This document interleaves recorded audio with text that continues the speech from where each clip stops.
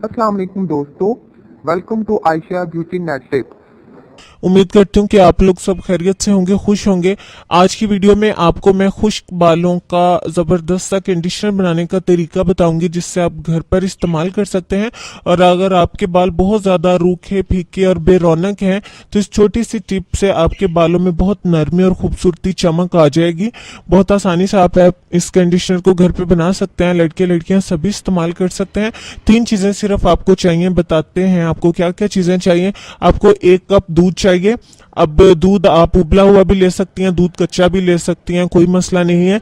आप बकरी का दूध ले लें, गाय का ले लें, भैंस का ले लें, कोई मसला नहीं है, दूध होना चाहिए। आपके पास अगर डिब्बे वाला है, आप डिब्बे वाला दूध ले लें।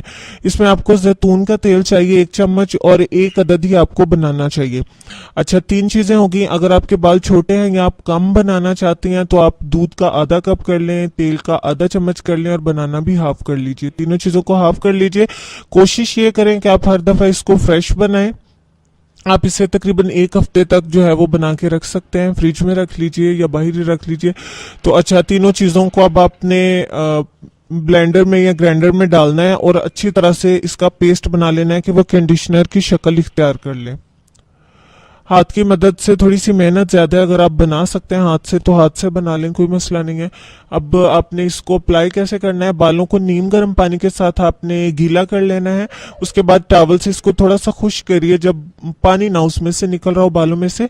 अब नीम गीले बालों के ऊपर आपने हाथों की मदद से इस पेस्ट को अच्छी तरह से अप्लाई करना है कि बालों की जड़ों से लेके बालों के सिरे तक अच्छी तरह से बालों के अंदर बाहर अप्लाई करें। उसके बाद कंघी से अपने बालों को सीधा करिए और मेक श्योर कि आपके तमाम बालों पे अच्छी तरह से कंडीशनर जो है वो अप्लाई हो चुका है।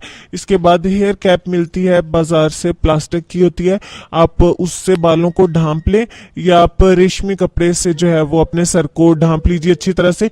20 मिनट के लिए आपने ऐसे ही रहने देना है, और आफ्टर 20 मिनट्स आपने बालों को शैम्पू कर लेना है। उसके लिए आप नॉर्मल पानी भी इस्तेमाल कर सकते हैं, ठंडा पानी भी इस्तेमाल कर सकते हैं, उसका कोई मसला नहीं है। शैम्पू कर लें बालों को, और फाइनली आप देखें कि एक दफा के इस्तेमाल से इंशाल्लाह ताला आपके बालों में बहुत खूबसूरत सी चमक आएगी। को वो फूले फूले से बाल जो होते हैं वो नहीं रहेंगे, आपके बाल बहुत सॉफ्ट और खूबसूरत हो जाएंगे, उनमें बहुत खूबसूरत सी चमक आ जाएगी। आप इसे बेहतरीन रिजल्ट के लिए हफ्ते में 3 दफा इस्तेमाल कर सकते हैं।